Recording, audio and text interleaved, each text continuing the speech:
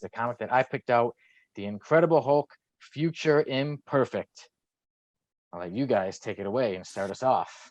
Okay, so The Incredible Hulk, Future Imperfect. First off, let's go ahead and get the credits out of the way. So the writer is the wonderful Peter David. Artwork, that means pencils and inks this time around, go to the always impressive George Perez. Colors go to the tantalizing Tom Smith, and letters go to the joyous Joe Rosen. So yeah, The Incredible Hulk, Future Imperfect. We are started off right in the future, and its language and style are reminiscent of 2099, but this is a little bit further than that, I think. But anyways, we're in a dystopian future. Major wars have taken place that have wiped out a large portion of the population, and this one city, Dystopia, is part of all that's left of human civilization.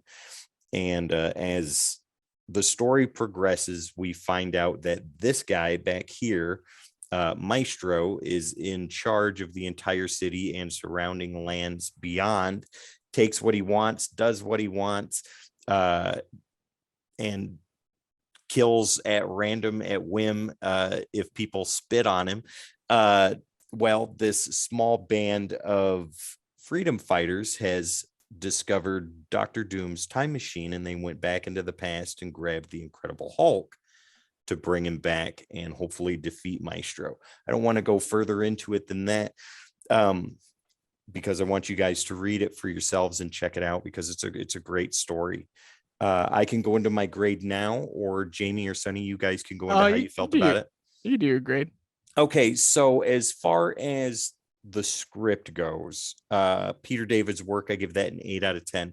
And the only reason it gets that is because it was a little confusing for me in the beginning, and getting used to the dialogue that they used, fracking and I slide this and did you slide that and stuff like that. That was a little difficult. The fracking, I understood. What the frack?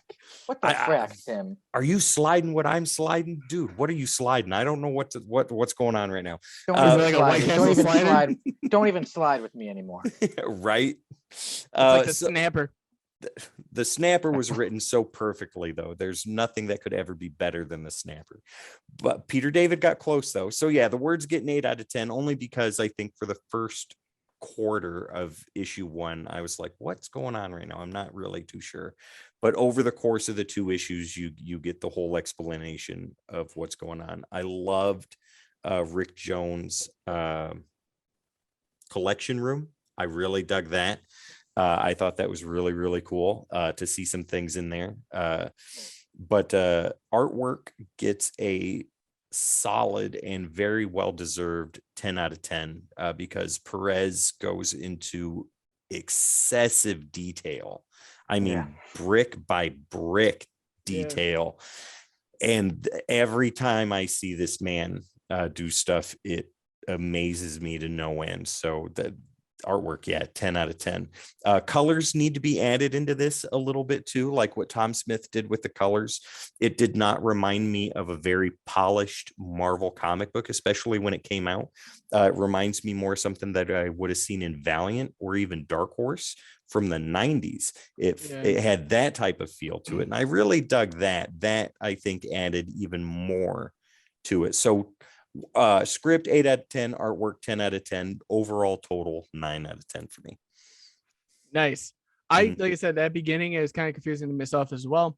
Like I said, don't want to go into too much. You kind of hit the nail on the head with most of the review on it. My favorite part though was that fight. Which one? the one between Hulk and what do you call it? Maestro itself. Maestro. The first fight at the beginning of issue 2 or the later, the finale? Later.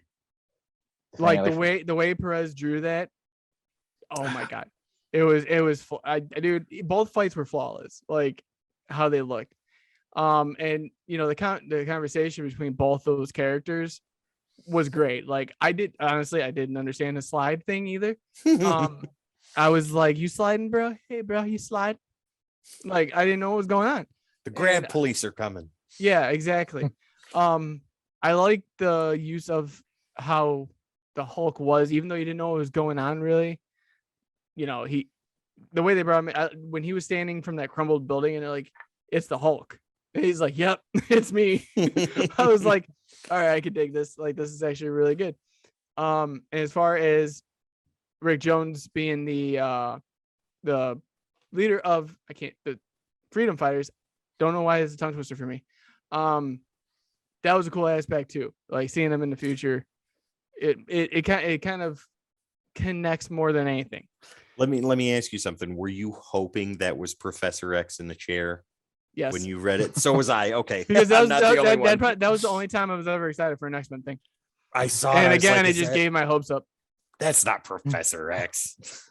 So so overall, like, my grade was a little bit different. I'm close to Tim.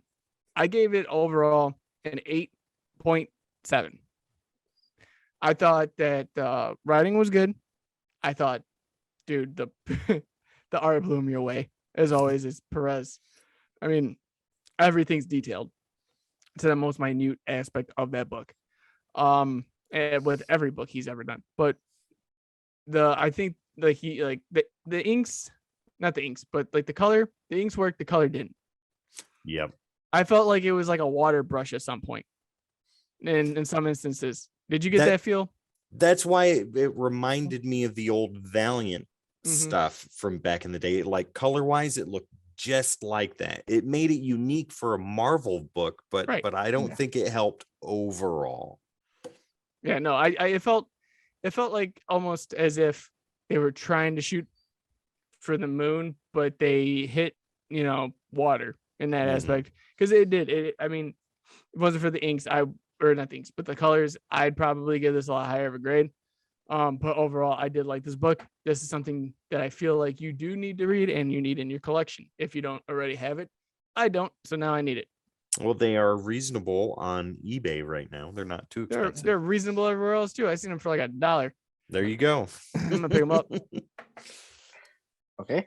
So Tim gives Hulk and Future Perfect 9 out of 10. Jamie gives it 8.7 out of 10. So now we go to me, you guys, and yes, I do have my epic collection right here, which is Future Imperfect.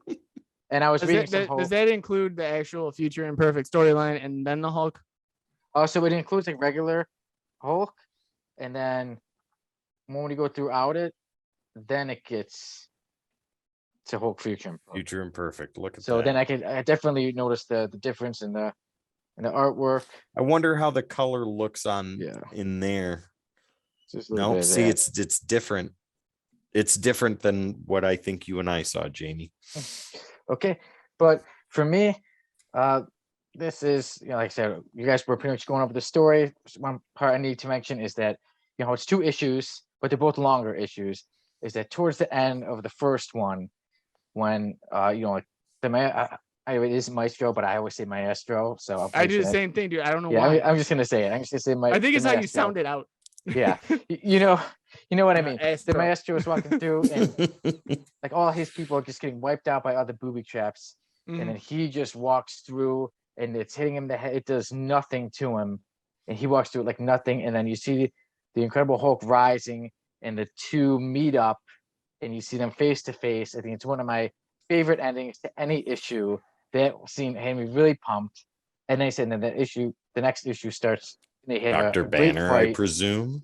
Yep. Yeah. There you go. And then they have their first fight, but the climax fight, that big fight, is one of my favorite fights in all of comics. And this storyline, you guys are pretty much getting most of the storyline, so I won't go on it too much, but it's my favorite Hulk story arc. It's one of my favorites. 10 out of 10. With it being Christmas, I was like, let me give you guys something that I love. Green. Maybe we'll get to something red later, but I gave you something green. I do believe maybe like a year or 2 ago. I believe it's like 2 years ago, 2.5 years ago when I read it. I even put it on my Snapchat. I barely go on Snapchat, and I took a picture and I said, I'm predicting in the future this will be made into movies. So I believe with the Hulk, we haven't seen a movie in a long time. They will get another trilogy, I think. And they're going to try to do a movie version of the Hulk Future Imperfect. But cool. Maybe really we'll see Maestro in a What If episode. Maybe. Either way, it'd be cool, but it'll be hard to beat the comic. I love the comic. I love the way it looks. It looks a little different, a little bit darker. I love the Mhm. storyline.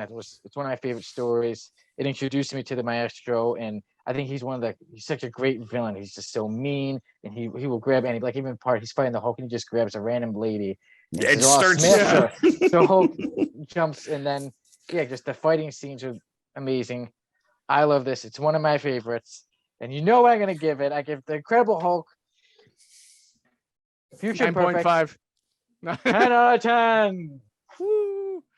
No, we all There knew you that was go. coming. Yeah, the Hulk Future Perfect. It's 10 out of 10 for me, 8.7 out of 10 for Jamie, and 9 out of 10 for Tim. Mm. Why do I always feel like the bad guy? Like, but then last week Sonny was just like, I don't like either one of your guys' reviews. I'm demolishing this. What can I say? I don't even recommend it. Whether we agree or not, I'm always gonna say how I I know. truly feel. But yeah, this is one of my favorites. I'm glad you guys enjoyed it too.